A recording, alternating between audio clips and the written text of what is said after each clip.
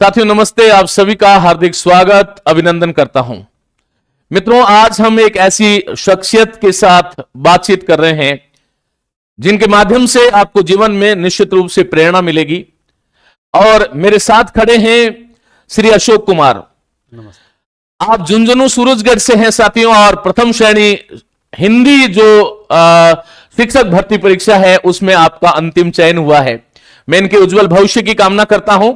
और सबसे पहले, क्योंकि आज ये संस्थान में आए हैं मैया पाठशाला के साथ, अपने जो अनुभव हैं और सबसे बड़ी बात जो है, जो आपकी सबसे ज्यादा डिमांड होती है साथियों, प्रथम प्रश्न पत्र जो एक बहुत सारे विषयों का लेकर के एक समुच्चय है, उसको आप किस प्रकार से तैयार करें, उसके बारे में हम बातचीत करेंगे। लेकिन उससे पहले मैं इनके उज्जवल भविष्य की कामना करता हूं, और यह भी कामना करता हूं प्रिय अशोक से कि ये जीवन में लगातार साधना में, स्वाध्याय में निरंतर लगे रहे। जैसा कि मेरे जीवन का ध्येय वाक्य जो है आप सब जानते हैं, चरई वेती चरई वेती चरई वेती। हम निरंतर चलते रहें, चलते रहें, चलते रहें, और निरंतर हमारी जानकारियां और जागरूकताएं बढ़ाते हुए समाज में कोई सकारात्मक परिवर्तन की जो है लहर हम पैदा करें, तभी हमारे जीवन का जो है कोई ना कोई औचित्य है। तो आइए मित्रों, सबसे पहले जो है आप सभी के सहयोग से मैं आमंत्रित करता हूं हमारे शैक्षिक प्रबंधक जो है श्री किशोर और राजेंद्र नेतृत्व की जो है पुष्पमाला से जो है अशोक का स्वागत करें, और इनके जीवन में आगे ये लगातार बढ़ते रहें, चलते रहें, इसके लिए बहुत बहुत अनंत शुभकामनाएं। राजेंद्र नेतृत्व जो है वो स्वागत कर रहे हैं। मित्रों, एक शिक्षक के जीवन में सबसे बड़ी बात, एक शिक्षक के जीवन में सबसे बड़ी चीज होती है और वो होती है लेखनी, जिसके माध्यम से हजारों हजारों जिंदगियों को बदलने वाला है अशोक।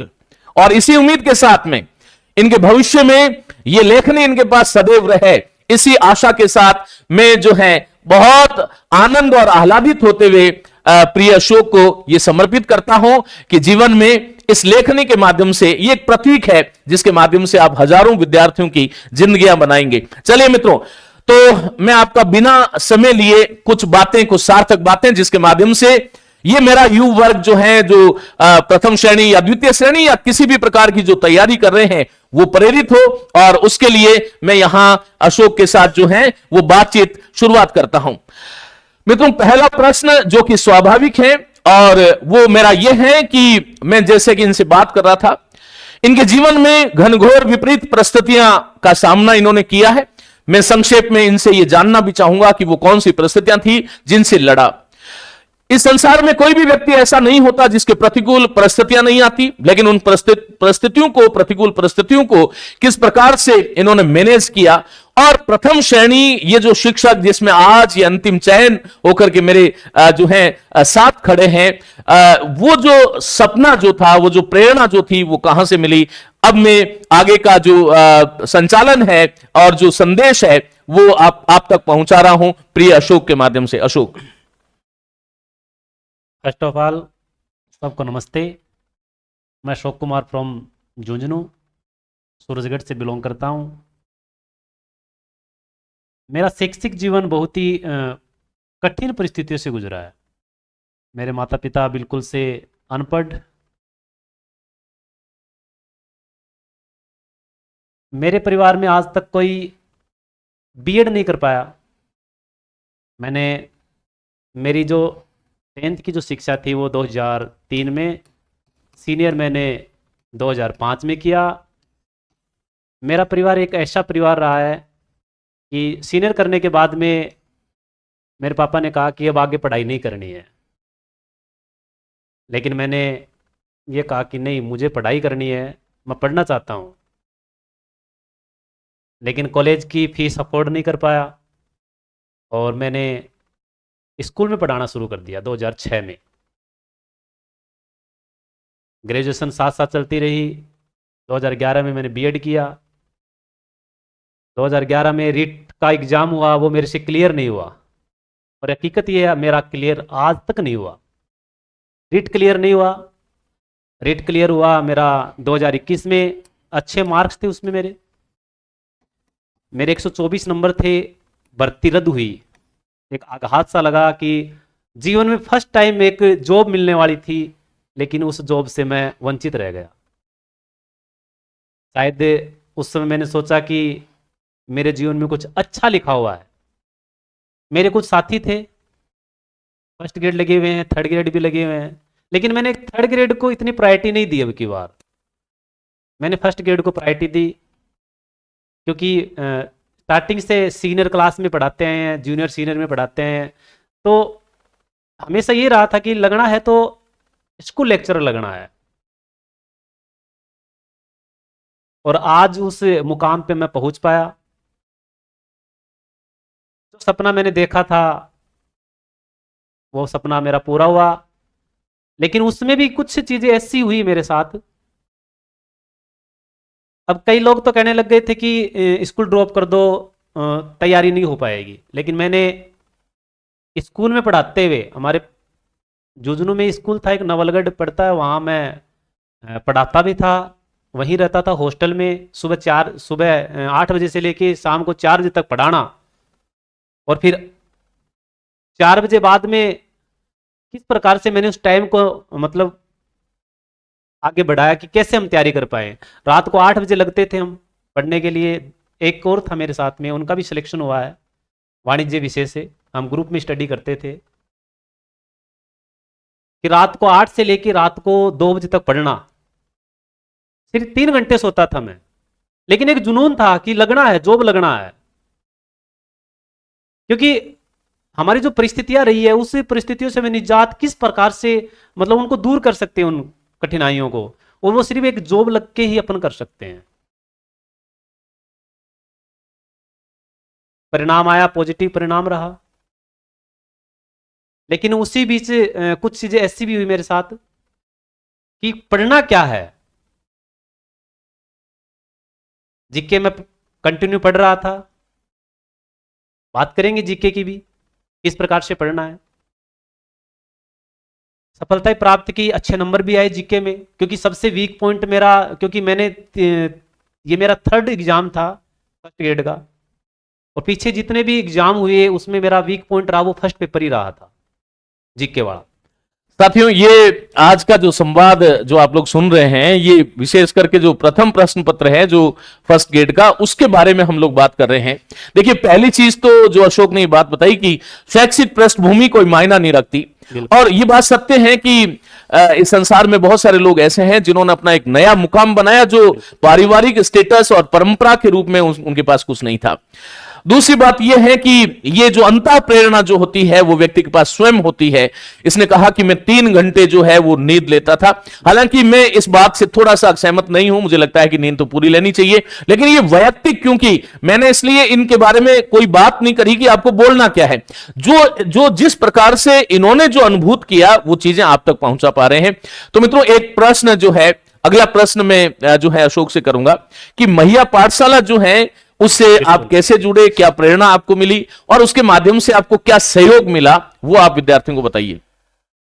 मैया पाठशाला से मेरा सीधा संपर्क नहीं हुआ था। अजय जी हैं, गंगानगर से हैं, मेरी कंटिन्यू बात होती रहती थी उनसे। मैंने उनसे पूछा कि सब्जेक्ट को कैसे स्ट्रॉन्ग करें। फिर उन्होंने मेरे को नाम बताया मैया जी का, कि आप मैया जी की क्लास ज्वाइन कर लो आप। और मैंने ज्वाइन की। वास्तव में मैंने आज तक जितना भी पढ़ा उसमें सबसे अच्छा मुझे लगा, मैटर अच्छे थे। व्याकरण मैंने पढ़ा, सर का बहुत अच्छा व्याकरण है। हिंदी साहित्य का इतिहास मैंने पढ़ा, बहुत ही अच्छे, मतलब जितने भी पढ़े वहां से, क्योंकि टाइम मेरे पास कम था, लेकिन जो भी मैंने जो टाइम निकाला ना, उस टाइम के अकॉर्डिंग मेरे जो प्रश्न वहां से पुटअप हुए उस बुक से, वो सारे प्रश्न मेरे लगभग सही निकले। मैंने ज्यादा प्रश्न अटेम्प्ट ही नहीं किए, मैंने 120 के लगभग क्वेश्चन अटेम्प्ट किए, और 120 में मेरा मतलब एक्यूरेसी थी वो बहुत अच्छी थी। हालांकि गलत भी हुए, मैंने कहा कि मेरे सारे प्रश्न सही निकले, गलत भी हुए। अच्छा, एक बात बताइए, प्रश्न पत्र जो 2 हैं इसमें, फर्स्ट और सेकंड, बिल्कुल, उसमें फर्स्ट में आपने कितने किए थे और कितने सही हुए? ये बहुत महत्वपूर्ण बातें हैं साथियों, जो आपको आने वाला जो परीक्षा है उसमें आपको, क्योंकि एक सफल अभ्यर्थी के साथ संवाद मेरा हो रहा है, और उसके माध्यम से आप जान पाएंगे कि एक जो सफल अभ्यर्थी जो है उसकी रणनीति आखिर क्या होती है? जो प्रथम प्रश्न पत्र था उसमें कितने प्रश्न आपने किए? फर्स्ट पेपर में मैंने 47 क्वेश्चन किए, 47 क्वेश्चन किए और आपने। और कितने आते हैं इसमें? इसमें आते हैं 75 प्रश्न जो हैं वो इसमें आते हैं, और इसमें 13 सब्जेक्ट है, इसकी हम बात बिल्कुल, करेंगे। बिल्कुल। 47 आपने क्वेश्चन अटेम्प्ट किए थे। बिल्कुल, बिल्कुल। ओके, और इसमें से राइट कितने हुए थे? 40 मेरे एकदम सही निकले, 40 सही निकले थे, काट पीट नेगेटिव करके। निकालने के मतलब मैं ये कह सकता हूं कि आपने करीबन करीबन जो है 42 प्रश्न आपके सही हो गए थे। बिल्कुल। तो देखिए, सबसे बड़ी बात एक ये जो आप लोगों को सीखनी चाहिए, जो मैं आपको हमेशा कहता हूं कि जब हम परीक्षा हॉल में होते हैं तो तमाम तरह की जो आध्यात्मिकताएं हैं वो हमारे साथ होती है, और हम बहुत सारी चीजों को लेकर के और अति मानव बनते हुए बहुत सारे प्रश्न कर देते हैं। ये भी सही हो सकता है, फिर हिसाब किताब भी वहां पर हम कर लेते हैं कि हमने 3 गलत किया है तो 1 नंबर का 1 क्वेश्चन जाएगा, तो ये ऐसा दुर्भाग्य हमारा नहीं होगा। इस प्रकार हम अति मानवीय दृष्टिकोण से उस प्रश्न पत्र का समाधान करते हैं, और वो कहीं ना कहीं बहुत नुकसानदेह होता है। 47 प्रश्न किए और लास्ट में 40 प्रश्न बच गए, इसका मतलब ये एक ऐसा आंकड़ा था साथियों जो एक सफलता दिलाने वाला था। जो सेकंड प्रश्न पत्र जिसको हम हिंदी कहते हैं, मतलब सब्जेक्ट का है, बिल्कुल। उसमें कितने प्रश्न आए थे? 150, 150 प्रश्न इसमें आए। 150 प्रश्न में से आपने किए कितने थे? 120% किए।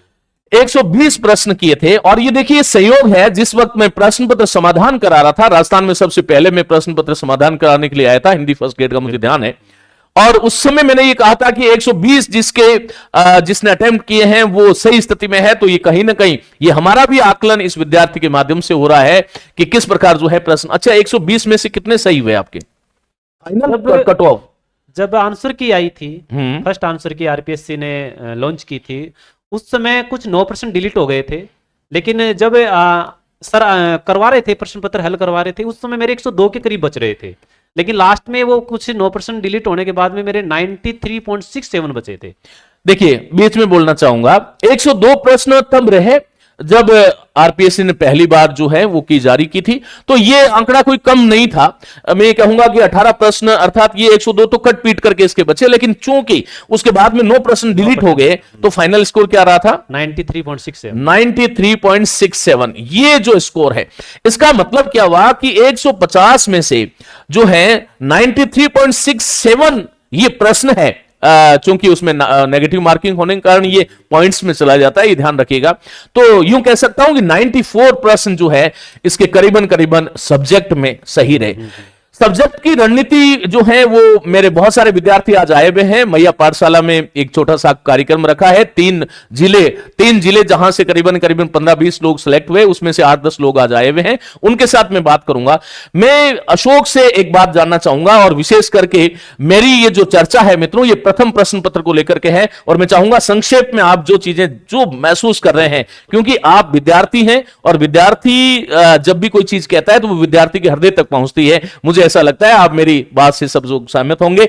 ये प्रथम प्रश्न पत्र जो है वो एक प्रश्न पत्र नहीं है, अभी तो मैं ये कहूंगा कि ये कई सारे विषयों का एक समुच्चय है, कई सारे विषयों का समुच्चय है। इससे पार पाना बड़ा दुष्कर है। क्या मैं सही कह रहा हूं? बिल्कुल। इससे पार जिसने पा लिया वो निश्चित रूप से उसकी नैया पार हो जाती है। मित्रों, मेरे ही परिवार में एक बिटिया जिसने संस्कृत में बहुत 90% सब्जेक्ट में 90% उसके मार्क्स जो थे, मैं अभी आपसे बात कर रहा था, लेकिन उसने फर्स्ट पेपर जो है उसका जो क्राइटेरिया 40% वाला था उसमें वो नहीं पहुंच पाई और सिलेक्शन से दूर हो गई। तो ये दोनों प्रश्न पत्र जो हैं उसके हम किस प्रकार से संतुलन बिठाएं, ये भी प्रश्न मैं आपसे नहीं पूछूंगा, आगे वाले किसी अभ्यर्थी से पूछूंगा। लेकिन चूंकि एक संक्षेप में आप ये बताइएगा, ये जो इसमें प्रश्न पत्र है, देखिए मैं यहीं से शुरुआत करता हूं। मैं बात कर रहा हूं जो फर्स्ट पेपर है जिसमें इतने सब्जेक्ट है, हिंदी है, और इसके साथ में जो है हिंदी है, और हिंदी के साथ में जो है वो अंग्रेजी है, हिंदी है, अंग्रेजी है, और इसके साथ में जो है गणित है, और मित्रों इसी के साथ जो है वो विज्ञान भी इसमें आता है। ये 10-10 नंबर का पार्ट जो है वो यहां पर निर्धारित किया गया है। रीजनिंग है, और जो है समसामयिकी है। क्या है? समसामयिकी जो है वो इसके अंदर है, समसामयिकी है, और जो है 7वां, सही है ना? हाँ, 7वां जो है वो आपका जो है भारत का संविधान है। भारत का संविधान जो है वो इसके अंदर है, और राजस्थान का भूगोल है। राजस्थान का भूगोल जो है, ये एक एक पार्ट में मैं संक्षेप में जानना चाहूंगा प्रत्येक सब्जेक्ट के लिए क्या रणनीति थी, किस प्रकार के प्रश्न आए, कौन सा पार्ट कठिन लगा और उसमें कौन सी सहायक सामग्री यूज की, कोई टेस्ट सीरीज ज्वाइन करी, किसी ऑनलाइन प्लेटफॉर्म का सहारा लिया, वो सब बातें हम करेंगे। राजस्थान का भूगोल है और सबसे बड़ा पार्ट जो है यूं कह सकता हूं जिसको हम बोलते हैं राजस्थान का जीके, जिसमें आर्ट एंड कल्चर भी आएगी, इसमें इकोनॉमिक्स भी आएगी, इसमें सब जीके और जीएस लिख देता हूं, आप सब साथी जानते हैं। और इसी के साथ जो है वो भारत का इतिहास है, भारत का इतिहास है। और जो है इसी के साथ जो है एक आपका शैक्षिक प्रबंधन जिसको हम स्कूल मैनेजमेंट कहते हैं। कुल मिलाकर के ये बड़े बड़े विषय जो है वो मैंने लिख दिए हैं। अब मैं अशोक से ही जानना चाहूंगा ताकि इनकी बात, और ये इसकी बहुत बड़ी डिमांड थी इसलिए मैंने अशोक को चुना, और अशोक ने क्योंकि एक बहुत सोची समझी रणनीति के तहत इस प्रश्न पत्र की तैयारी की है और इसलिए मुझे सबसे उचित जो है मार्गदर्शक के रूप में मैंने अशोक को चुना है इसके लिए। मित्रों, सबसे पहले हिंदी की बात करूंगा कि हिंदी जो है वो क्योंकि हिंदी सब्जेक्ट था तो हिंदी के बारे में मैं एक बार जो है इसके बारे में बात करने का कोई औचित्य नहीं रहता क्योंकि व्याकरण के प्रश्न आते हैं, ये आपने वहीं से कर लिए थे। अच्छा, अंग्रेजी में आपकी क्या रणनीति रही थी? अंग्रेजी में क्या रणनीति रही थी बताइएगा। मित्रों, मैंने अंग्रेजी के भी प्रश्न किए और मैंने अंग्रेजी के 5 प्रश्न किए, मेरे 5 सही निकले। 5 किए, 5 सही थे मेरे। उसमें देखो कई बार क्या होता है, कुछ हिंदी के स्टूडेंट होते हैं वो इंग्लिश को छोड़ देते हैं, ड्रॉप कर देते हैं इसको कि हमें नहीं करना है। लेकिन फिर भी मैं ये कहूंगा आपके पास 3 प्रश्न ऐसे आप कर सकते हो, और 3 प्रश्नों में एक तो देखो टेंस का प्रश्न आता है, डेफिनेटली आता है टेंस का प्रश्न, और हम पढ़ते आए हैं, 8th क्लास से पढ़ रहे हैं, 9th में भी हमारे चलते थे, 10th में भी चलते थे। यहां से टेंस का जो प्रश्न होता है वो कभी गलत नहीं हो सकता अगर आपने पढ़ा हो तो, क्योंकि टेंस वो टेंस नहीं होते जो हमने पढ़ा है। लेकिन यहां क्या होता है, यहां इस टेंस में अपने को कुछ एडवर्ब मिलती हैं, और अगर वो एडवर्ब अपन कर लेते हैं कि ये कौन से टेंस की एडवर्ब है तो हमारा ये प्रश्न सही हो सकता है। तो ये ज्यादा कोई हार्ड टॉपिक नहीं होता है, आप कर सकते हो आराम से। अपन गलती ये करते हैं कि छोड़ देते हैं। अब देखो हमारे कुछ साथी हैं फेल भी हुए हैं, फर्स्ट पेपर में फेल हुए हैं, सब्जेक्ट में बहुत अच्छे नंबर थे सर, लेकिन वो जो 40% का जो क्राइटेरिया था वो पूरा नहीं हो पाया। और वो सबसे बड़ा कारण क्या था, हम इन प्रश्नों को छोड़ते हैं, और छोड़ते हैं तो फिर आगे प्रश्न कैसे कर पाएंगे अपन। तो यहां से एक तो टेंस का प्रश्न आप कर सकते हो, दूसरा एक पैसिव वॉइस का प्रश्न आता है, ये हर बार आते हैं। जितने भी फर्स्ट ग्रेड हुए हैं आपने देखा होगा, जितने भी फर्स्ट ग्रेड हुए हैं आज तक ये प्रश्न आए हैं। यहां से टेंस का प्रश्न भी आया है, पैसिव वॉइस का प्रश्न आया है। आप पैसिव वॉइस को अगर आप एग्जाम की तैयारी कर रहे हो और नेक्स्ट फर्स्ट ग्रेड आ रही है, अगर आप पैसिव वॉइस को करते हो तो आप 2 दिन में पैसिव वॉइस कर सकते हो। 2 दिन का टॉपिक है, प्रश्न एक आना है, डेफिनेटली आएगा। एक यहां से एक प्रश्न और आता है, किसका, नरेशन का आता है, नरेशन जिसको अपन डायरेक्ट इनडायरेक्ट बोलते हैं, यहां से भी प्रश्न आप कर सकते हो। तो ये 3 प्रश्न आप छोड़ो मत, इसको आप करो, क्योंकि अपन उसको छोड़ देते हैं तो छोड़ने से फायदा क्या है। अगर आपको सफल होना है, फर्स्ट पेपर में सफल होना है, फर्स्ट पेपर में आपको 40+ क्वेश्चन करने हैं, और ये भी हमने देखा है कि जिसके 40% सही हुए हैं फर्स्ट पेपर में 75 में उसका सिलेक्शन भी हुआ सर। देखिए ये बहुत बड़ी बात है कि जिस विद्यार्थी ने 40 प्रश्न किए हैं, हाँ, बिल्कुल, ये एक सफल अभ्यर्थी का संवाद आप लोगों के साथ जो है साक्षात पहुंच रहा है। 40 प्रश्न जिसने किए हैं वो उस पार है। तो ये सबसे बड़ी बात जो है, चलो इसमें जो है इन्होंने ये चीजें बताई कि टेंस का आता है, एडवर्ब का आता है, पैसिव का आता है, नैरेटिव का आता है, ये प्रश्न जो है वो प्रश्न आते ही आते हैं। तो उसको तैयार करने के लिए क्या कोई रणनीति थी, कोई पुस्तक थी, या क्या था आपके पास? देखो सर, मेरे पास, मैं स्कूल में पढ़ाता था तो वहां मेरे पास पासबुक थी, 10th क्लास की पासबुक, 10th क्लास की पासबुक थी, जिसको अपन संजीव पासबुक बोलते हैं। और हालांकि मैं थोड़ा सा, देखो मैंने तो इसलिए कर पाया कि मैं इंग्लिश का स्टूडेंट रहा हूं, इंग्लिश में पढ़ाता था स्कूल में, सीनियर तक भी पढ़ाता मैं, तो वहां से मेरी तो क्लियर थी ये चीजें। लेकिन ये चीजें हार्ड नहीं होती, आप कर सकते हो। देखो अब ठान लेते हैं। अब एक मैं उदाहरण देता हूं, मेरे साथ एक सर थे, हम रूम पार्टनर थे दोनों, वो वाणिज्य से थे। अब उन्होंने भी मेरे को एक दिन कहा कि सर मैं ये क्या करूं इन प्रश्नों का। मैंने उनको 3 दिन में 3 प्रश्न करवा दिए, 3 दिन में 3 प्रश्न करवा दिए, 3 सही निकले उसके। अच्छा, आपने गणित के संदर्भ में जो है वो क्या रणनीति थी? देखो सर, नया पृष्ठ ले लीजिएगा आप। हाँ, गणित लिखिएगा। गणित सब्जेक्ट मेरा हमेशा से वीक रहा है, लेकिन अपन कर सकते हैं, यहां से भी प्रश्न कर सकते हैं गणित में भी, लेकिन मैंने यहां से कोई प्रश्न नहीं किया। ओके, बात खत्म हो गई, चलिए। हाँ, अच्छा, विज्ञान में आपकी क्या रणनीति लिखिएगा? विज्ञान के प्रश्न देखो, मैंने हमेशा विज्ञान में एक प्रश्न सही निकला था मेरा। मैंने वो जो एक प्रश्न सही था वो कोई सोची समझी रणनीति थी या यूं ही? बिल्कुल रणनीति थी मेरी। अच्छा, ओके। मैंने हमेशा क्या पढ़ा, जैसे एक तो आता अपने गति के नियम आते हैं, पुस्तक पढ़ी थी मैंने। जो देखो, मैं हमेशा जो तैयारी की है मैंने फर्स्ट पेपर की, वो एनसीईआरटी से की है। मैंने विज्ञान को जो 9th और 10th क्लास की जो बुक चलती हैं उनको पढ़ा मैंने, और वहां से वो एक प्रश्न निकल गया था मेरा, एबेसिक अमल का, एक पादप हार्मोन का एक प्रश्न आया था, वो मेरा निकल गया था सही। इसको मैंने इतना ज्यादा नहीं पढ़ा था साइंस को, लेकिन वो मेरा एक बाय चांस मान सकते हो, लेकिन हो गया था। उसके बाद में अपन बात करते हैं रीजनिंग की। रीजनिंग के देखो प्रश्न पढ़े जरूर थी, मैंने रीजनिंग पढ़ी थी, लेकिन कोई प्रश्न ऐसा था नहीं जो मैं कर पाया। मैंने एक भी प्रश्न रीजनिंग का नहीं किया। ऐसा क्यों? मतलब क्या था कि आपने कुछ अलग पढ़ा था? मैंने एक तो देखो ब्लड रिलेशन वाला प्रश्न पढ़ा था मैंने, क्योंकि ब्लड रिलेशन का प्रश्न ही नहीं आया अब की बार। एक सीक्वेंस का प्रश्न होता है, एबीसीडी वाला प्रश्न, एक वो प्रश्न भी नहीं आया था, इसलिए मैंने उस रीजनिंग के प्रश्न को अटेम्प्ट ही नहीं किया।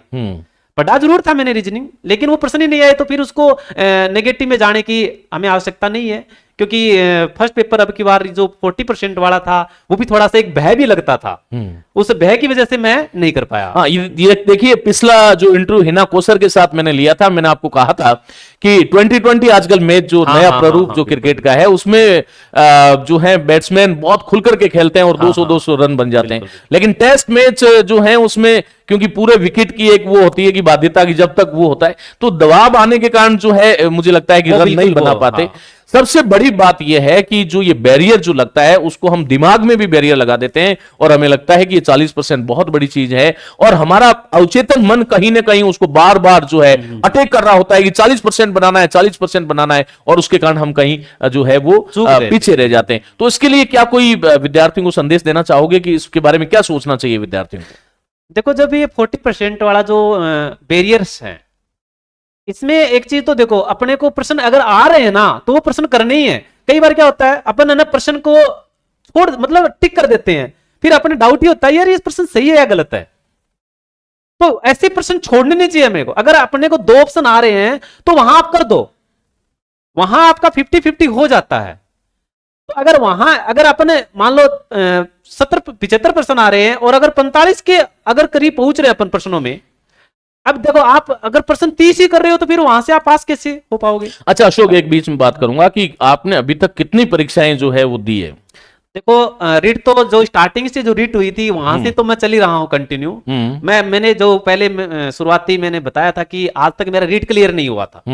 रीट मेरा क्लियर ही नहीं हुआ 2000। मैं आजकल कहता हूं कि जो रीट क्लियर कर लेता है उसको आईएएस भी क्लियर कर सकता है। बिल्कुल बिल्कुल ना, वो ऐसा कुछ हो गया है। अब देखो, कोरोना जब आया, मैं आपको थोड़ा सा मेरा और एक्सपीरियंस बताता हूँ, थोड़ा संक्षेप में बताता। कोरोना आया तो मैं प्राइवेट स्कूल में पढ़ाता था, छुट्टियां हो गई थी, हम घर बैठे थे, मतलब बेरोजगार हो गए थे। फिर एक माइंड में एक ही चीज आई मेरे कि अगर हमें अपनी इस बेरोजगारी से निजात पानी है ना तो हमें तैयारी करनी पड़ेगी। हालांकि पहले मैं इतनी तैयारी नहीं कर पाता था। जब कोरोना आया तो कोरोना में मैंने घर छोड़ दिया, कोरोना में घर छोड़ दिया। रीट की एग्जाम उस समय पास थी हमारे, और उस रीट की तैयारी मैंने इतनी की कि मतलब 4 महीने मेरे पास थे, 4 महीने, और 4 महीने में मैंने जीके पढ़ा। सब कुछ जो पढ़ना था वो जीके ही पढ़ना था मेरे को। और इस 4 महीने के दौरान जो मैं पढ़ पाया, उस समय मेरे रीट में 124 नंबर आए थे सर। फर्स्ट टाइम मेरी रीट क्लियर हुई थी 124 नंबरों से। और अब वो सिलेक्शन होना ना आना वो तो अलग बात थी, रिजल्ट ही नहीं आया तो क्या का सिलेक्शन। उसके बाद में मैंने ये सोच लिया कि क्या पता हमारे लिए कुछ अच्छा लिखा हो। मैंने फर्स्ट ग्रेड की तैयारी शुरू की थी फरवरी में। हालांकि फर्स्ट ग्रेड में दे चुका था पहले भी, 2016 वाली भी दी थी मैंने, 2020 वाली भी दी थी, लेकिन सबसे जो मेरा वीक पॉइंट रहा था वो फर्स्ट पेपर ही रहा था। अगर ये फर्स्ट पेपर उस समय मेरा हो जाता इतना, तो मैं शायद उसी समय लेक्चरर बन जाता। चलिए, एक प्रश्न और है कि हर एक विद्यार्थी की ये समस्या रहती है, क्योंकि मेरे घर में ही कई बच्चे हैं जो प्रतियोगी परीक्षाओं की तैयारी कर रहे हैं। हमारे साथ तो ऐसा अवसर नहीं था क्योंकि हमने 1-2 एग्जाम दिए थे, लेकिन ये होता है कि हमने पहली बार यही सोचा था, लेकिन फिर हमने ए ऑप्शन सोचा था, देखो ये टिक भी कर रखा था, लेकिन वहां गोले में भी भर दिया। क्या ऐसी समस्या से बचने के लिए कोई उपाय है? क्या करना चाहिए, बस देखो, संक्षेप में बताओ। एक बार अगर आपने सोच लिया, माइंड में आ गया ना, आपको वही प्रश्न करना है। ओके, चलिए बस इतना ही उत्तर मुझे लेना था। तो ये समसामयिकी जो है, इसको लेकर के थोड़ा सा विद्यार्थी बड़े आतंकित रहते हैं, जिसको हम करंट जीके कहते हैं। उसकी क्या रणनीति रही है और कौन सी पुस्तकें कोई सहारा लिया इसके लिए, या कोई जो है वो ऑनलाइन प्लेटफॉर्म का सहारा लिया, या आपकी जो जनरल अवेयरनेस जो थी उसमें पत्र पत्रिकाओं का क्या योगदान रहा, पुस्तकों का क्या योगदान रहा, और जो सोचा था उसको कैसे पढ़ना चाहिए विद्यार्थी यहां पर, क्योंकि बड़ा सागर है, तो इसमें कैसे उसको वो छोड़े और कैसी कौन सी चीज पढ़े, ताकि ये प्रश्न जो है बड़े महत्वपूर्ण होते हैं। शायद 10 प्रश्न आते हैं, 10 प्रश्न आते हैं। तो 10 प्रश्न जो है, देखो 40 प्रश्न कुल करने हैं, और यदि 10 प्रश्न का ये बहुत अच्छे से मैटर, और ये कोई दुर्लभ वस्तु नहीं है, तो इसको कैसे तैयार किया आपने और क्या स्ट्रेटेजी रहनी चाहिए? बस मैं 1 मिनट का उत्तर जानना चाहूंगा। देखो, अपन बात करते हैं समसामयिक, जिसको अपन करंट बोलते हैं, करंट जीके। एक चीज तो ये ध्यान रखनी है अपने को कि बहुत सारी चीजें नहीं पढ़नी है अपने को। जो वर्तमान में अपने 2-3 महीने में जो घटना घटित हुई है, 2 महीने में, मैं तो ये मानता हूं कि 2-3 महीने में जो घटना घटित हुई है, अब जैसे मान लो अपना एग्जाम अक्टूबर में था, अगर आप सितंबर का भी नहीं, आप अगस्त तक का पढ़ रहे हो। मैंने सिर्फ अगस्त तक का पढ़ा था, मैंने ज्यादा नहीं पढ़ा, बहुत ही कम शॉर्ट एंड स्वीट पढ़ा मैंने। देखो, जो पुस्तक का सहारा ले रहा हूं मैं। 1 मिनट, तो ये जो 2 महीने का जो था, उसमें क्या ये 2 महीने का जो पढ़ा उससे पुराना 6 मंथ पहले का कोई प्रश्न नहीं था? नहीं, 6 महीने पहले का नहीं था इतना। तो ऐसा हर एक परीक्षा में तो नहीं होता? हर एक परीक्षा में नहीं होता, लेकिन अब की बार जो प्रश्न आया था हमारे, अच्छा, ये कोई संयोग था, तो संयोग आ गया था। हाँ, जैसे 2020 वाली जो फर्स्ट ग्रेड हुई थी, उसमें 1 साल पहले तक का। तो मैं थोड़ा संशोधन ये करना चाहूंगा कि क्योंकि देखो मैंने हजारों विद्यार्थियों के साथ ये मेरी यात्रा रही है, लेकिन मैं आपसे इसलिए कहलवाना चाहता हूं क्योंकि आपने जो वास्तव में जो रणनीति अपनाई वो मेरे विद्यार्थियों तक पहुंचे, उसका उद्देश्य ये है संवाद का। साथियों, कम से कम 6 से 7 महीने का जो करंट जीके जो है उसको बहुत अच्छे से तैयार करना चाहिए, चाहे वो राष्ट्रीय स्तर का हो या राज्य स्तरीय हो या वैश्विक स्तर का हो। फर्स्ट ग्रेड की तैयारी कर रहे हैं तो अपने को राष्ट्रीय स्तर के तो पढ़ने नहीं राष्ट्रीय स्तर, इसमें तो राजस्थान जीके आएगा। पर कई बार क्या होते हैं, लोग स्टैटिक्स में घुस जाते हैं, इकोनॉमिक्स में भी घुस जाते हैं, इकोनॉमिक्स के प्रश्न ही नहीं आते हैं। इकोनॉमिक्स के तो फर्स्ट ग्रेड के फर्स्ट पेपर में समसामयिक के प्रश्न ही नहीं आते हैं। अपन पढ़ते हैं, फालतू की चीजें पढ़ते हैं, उन चीजों को नहीं पढ़ना चाहिए। स्पोर्ट्स के प्रश्न आते हैं, पक्का प्रश्न आता है स्पोर्ट्स का, अब की बार भी आया था, ठीक है। उसके बाद में अपने लिटरेचर के भी प्रश्न आते हैं। लिटरेचर के प्रश्न का मतलब समझ रहे हो, साहित्य से संबंधित प्रश्न आ जाता है। जैसे अब की बार भी एक महाबली वाला एक प्रश्न पूछा गया था, ठीक है ना, वो प्रसिद्ध प्रश्न था एक, ठीक है। उसके बाद में अपन बात करते हैं, जैसे स्पोर्ट्स का आ गया, अब पॉलिटिक्स के भी प्रश्न, राजनीति के प्रश्न भी इसमें करंट में जोड़ देते हैं। जैसे आप योजनाएं मान लो, राजस्थान की योजनाएं हैं, योजनाओं की भी प्रश्न आए थे। अब क्या आपने भी देखा होगा, हमने भी पढ़ा था, बिल्कुल अच्छी योजनाएं जितनी पढ़ी थी मैं हकीकत बताता हूं, मैंने करंट के 8 प्रश्न किए। 8 में कितने आए थे? 10 प्रश्न आए थे, 8 में से मेरे 7 प्रश्न सही थे। अच्छा, इसके लिए फिर तो कोई पुस्तक का सहारा लिया था? पुस्तक का सहारा लिया था। देखो, मैं बताता हूं, मैं हमेशा मुमल पढ़ता हूं, एक तो मुमल पढ़ता हूं, और एक हमारे शेखावाटी में एक प्रसिद्ध आजकल चल रही है, ठीक है, नाथ पब्लिकेशन, नाथ पवन भवरिया की वो हैं, ओनर हैं उसके। नाथ पब्लिकेशन पढ़ा मैंने।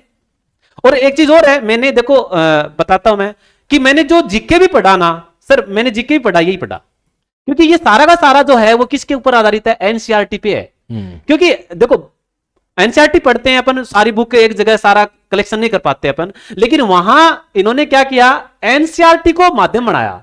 और मैं एक चीज और बताता हूं, आप अगर जीके पढ़ रहे हो तो आप जीके को अलग अलग चीजों से न पढ़ के एक चीज पढ़ लो। आप एक ही चीज को अगर बार बार आप रिवाइज कर रहे हो, आपके लिए बढ़िया रहेगा। अपन क्या करते हैं, मित्रों के नोट्स ले लिए, उसके नोट्स ले लिए, फिर आता कुछ नहीं है वहां से नोट्स बनाओ, अपने खुद के नोट्स बनाओ, पुस्तक का सहारा ले रहे हो।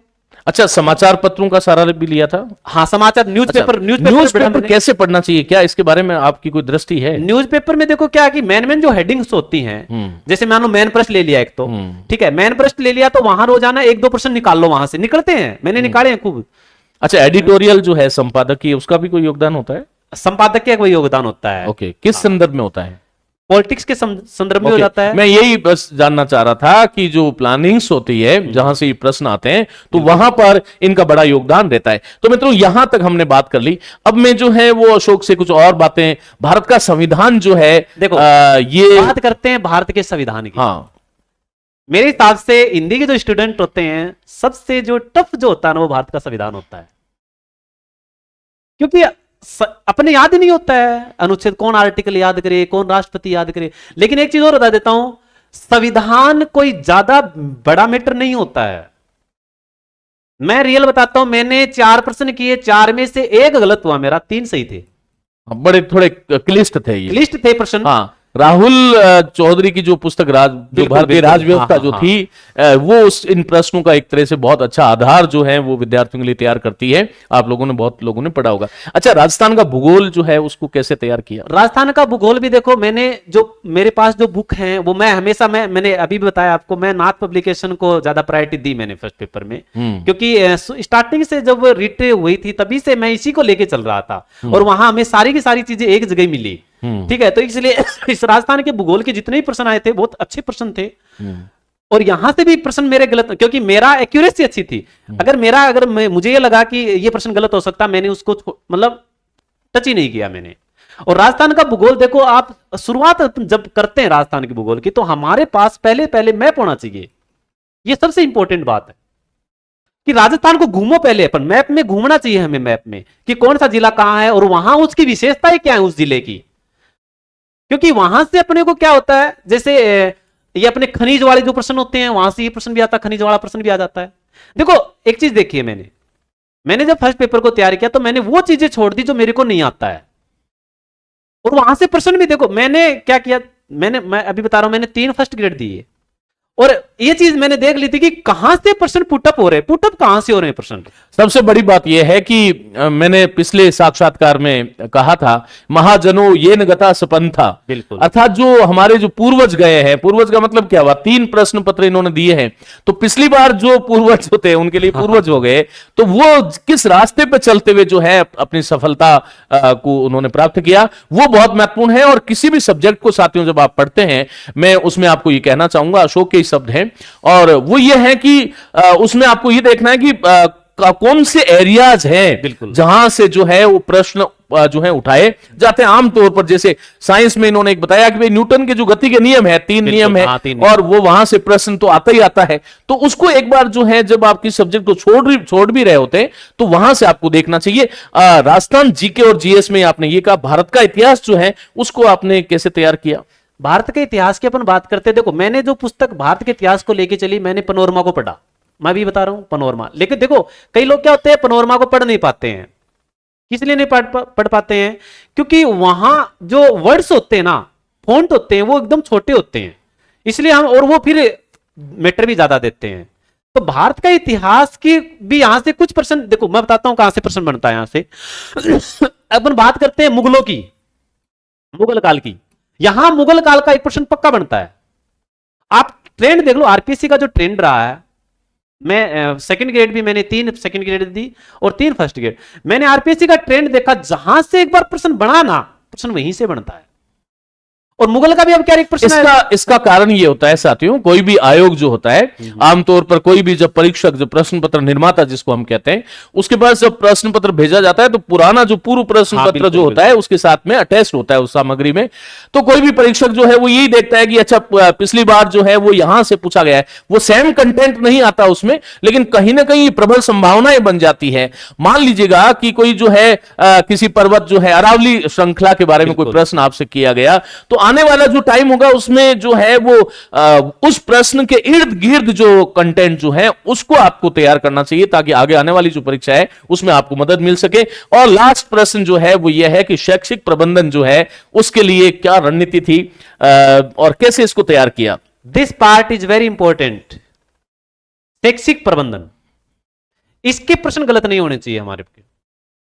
मार्केट में बहुत सारी पुस्तकें मिलती हैं, अवेलेबल हैं शैक्षिक प्रबंधन की, लेकिन यहां से मैंने क्या किया, मेरे कॉलेज में जब मैंने बीएड किया था, वहां उसमें ये टॉपिक चलते थे शैक्षिक प्रबंधन वाले, और यहां से मैंने जैसे ही इस पुस्तक को पढ़ा तो मेरे को बहुत ही मतलब एक सहायक के रूप में हुई है।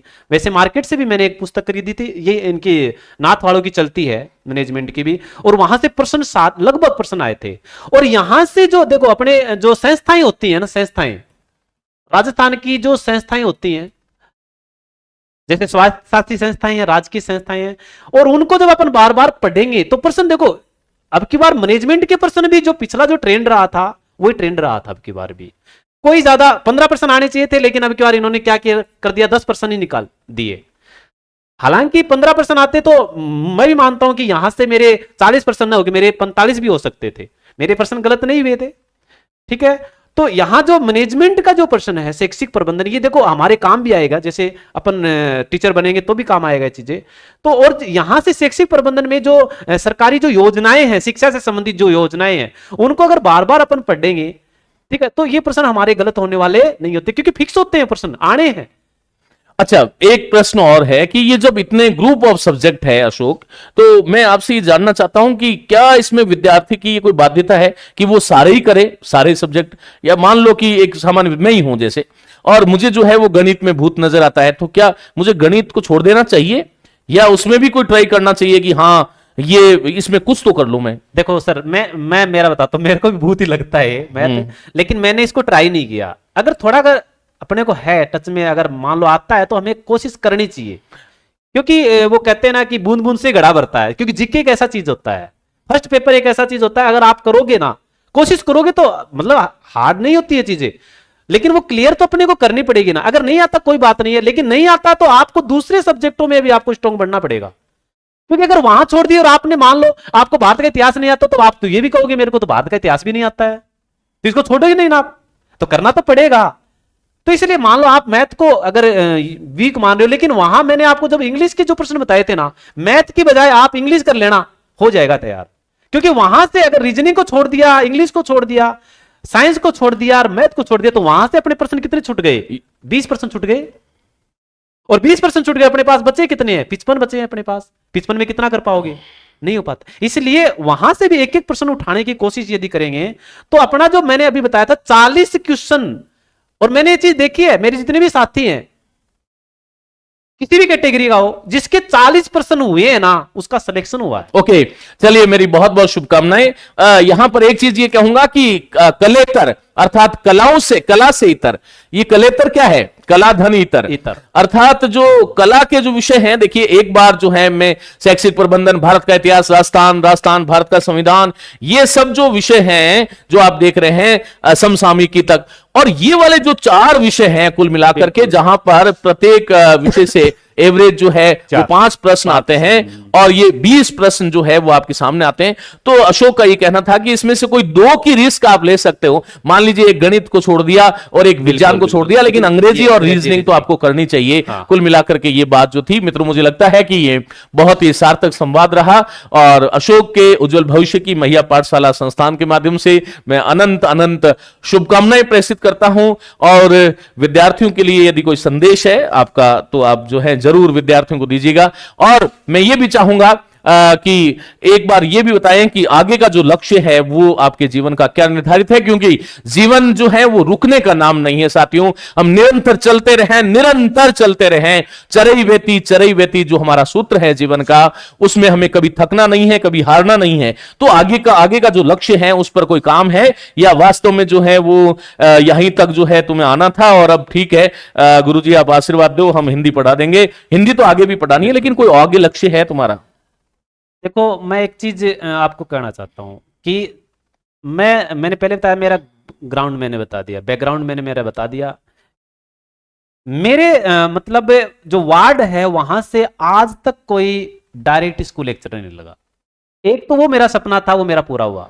अब मेरा नेक्स्ट जो सपना है, देखो आरएस की एग्जाम हुई है अभी, हालांकि कुछ नंबरों से हम रह गए हैं। मेरे 87 नंबर बने थे सर, 91 मेरिट रही थी। मैंने सोचा था कि आरएससी क्लियर करेंगे अब की बार, लेकिन वो कुछ परिस्थिति ऐसी रही, एक तो रिजल्ट नहीं आया, आरपीएससी ने इतना डिले कर दिया था, एक वो मानसिक तनाव वो भी था। लेकिन अभी जो मेरा नेक्स्ट स्टेप है वो अभी कॉलेज लेक्चरर का है, कॉलेज लेक्चरर की तैयारी कर रहा हूं मैं। तो मैं जो है अशोक को पहले से ही सहायक आचार्य जो है वो उस ये जो परीक्षा है उसमें फिर से एक बार जो है ये महिला पाठशाला का एक सच्चा सपूत और सच्चा विद्यार्थी बनकर के मेरे साथ आएगा, ऐसी मैं खूब शुभकामनाएं देता हूं। नेट है आप? हाँ, नेट है। ओके। जब नेट परीक्षा उत्तीर्ण है तो कोई बैरियर नहीं है। अब बैरियर केवल एक ही है, जैसा कि मैंने अभी चर्चा में आप लोगों को कह रहा था कि जीवन में मुझे 20 साल हो गए सरकारी सर्विस करते हुए, लेकिन मैं हर दिन जब उठता हूं मुझे लगता है कि मेरा अभी बहुत जिम्मेदारियां हैं, बहुत दायित्व है, मुझे हर दिन पढ़ना है। तो मेरी बहुत बहुत शुभकामनाएं। और साथियों, मिलता हूं किसी इसी प्रकार के अन्य साथी जिसकी कोई ऐसी जो है प्रेरणा, जिसके माध्यम से आप लोग प्रेरित हो सकें और किस प्रकार से हम तैयारी करें, क्योंकि फिर से दोहराऊंगा, महाजनों येन गता सपंथा, मेरे साथ खड़ा प्रिय अशोक जो है वो अपने अभीष्ट लक्ष्य को प्राप्त कर चुका है। इसने जो रास्ता अपनाया वो रास्ता आपके लिए कारगर साबित हो, इन्हीं शुभ भावों के साथ मैं चलता हूं। नमस्ते, धन्यवाद। नमस्ते।